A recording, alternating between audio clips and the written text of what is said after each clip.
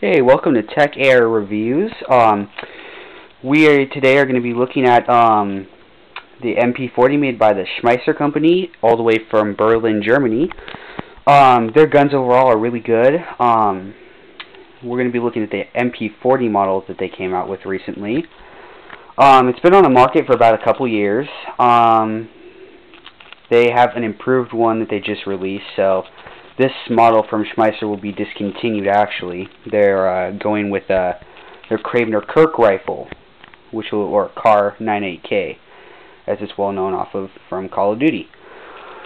Anyway, we're going to be looking at the quality, the ups and downs of this gun today, and some of the extra accessories you can get for it. Alright, let's start off with the sights. Overall, it's a good gun. Sights are just like it would be in a Call of Duty game. Very original, just down to the detail of the real gun. Full metal frame. It has a mock cocking mechanism, as you can see. Does nothing really when you pull it back. On the opposite side, it has the hop-up switch, which you can adjust. You know, I keep it dead in the middle because it kind of gives it a spin and a little bit less of a spin, if that makes any sense. Sorry about that. The battery, putting the battery in can be a challenge if you're switching the battery out in combat. I know that some people like to do that. Pretty much you just push down on the stock button release here and flip the stock out, which is a nice feature that this gun has also. There you go, full view. It can be used as a submachine gun, or with the stock it gives you the feel of an assault rifle. And if you have it on semi, you know, really nice touch, it'll give you that nice single shot action. Unfortunately, it doesn't have burst. I hear that the improved one does have burst, which is a nice add-on. You pretty much just pull and twist down here, this little knob, and the front should just slide right off. Sorry, doing this with one hand. Front comes off. I'd be careful because there's a loose screw holds this in here, kind of right there too, that little button thing right about there, you know. Magazine goes in there. Just be careful with this little flappy thing here. It can break really easily, and that's not a good thing, because if you break it, then you really can't keep this top part on and have the gun work. I would not recommend taking this gun out in the rain, because when you open the top to switch batteries, which you'll most likely be doing in rushed and heated combat, you have the piston right there. The motor, the piston, everything. Just all right there, ready to get wet. One drop of water and this beautiful $130 gun is down the drain. Oh, the battery just slips on right there, and you can put the stock, move the top back on, and collapse the stock. So there are some of the features of the gun. It shoots 320 FPS, not the highest, but it is standard.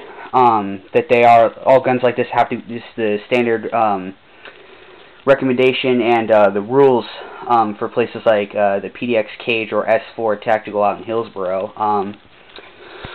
The rules there are, I guess it's a max of 350 FPS, which limits you to submachine guns or rifles. Unfortunately, you can't buy anything like the M60 unless you're willing to go through all the trouble of unassembling it. Alright, so here we go.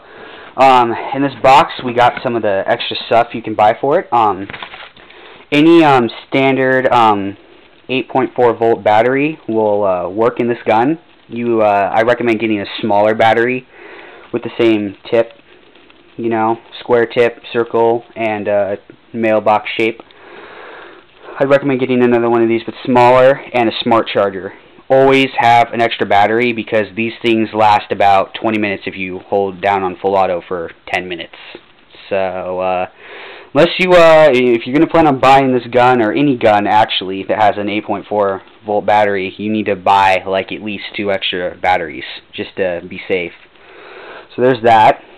Those usually run for about $12 to $20 depending on how much battery power or life they have. After about a year, you're going to want to get a new one anyway, just to be safe. Here's the clip for the MP40, metal clip. It's speed loaded. If you have a speed loader, here actually I think I have one. Let's see. Do I have a speed loader around? Sorry, no, I don't have a speed loader around me. But anyway, it goes in the tip there. And if you finish a round, you want to get the ammo out because it's not good to keep the spring pressed down in there unless you're firing. Just that little over there, you just pull back and it shoots them all out. So aim it down in a box and shoot them all out. Spare clips, because they're like all metal, these are $20. So I wouldn't recommend buying this gun unless this is gonna be your one and only gun for about 5 years. Because it'll last you that long. You'll have to replace the motor eventually. But yeah, I have 2. I bought 2 spares. I don't know where my third one is, but I have 2. And yeah, there's the gun and all of its supplies. There's a standard big fat charger. It takes about 5 hours to charge that battery. But overall, it's a really good gun. 320 FPS, and it's made by the Schmeiser group in Berlin.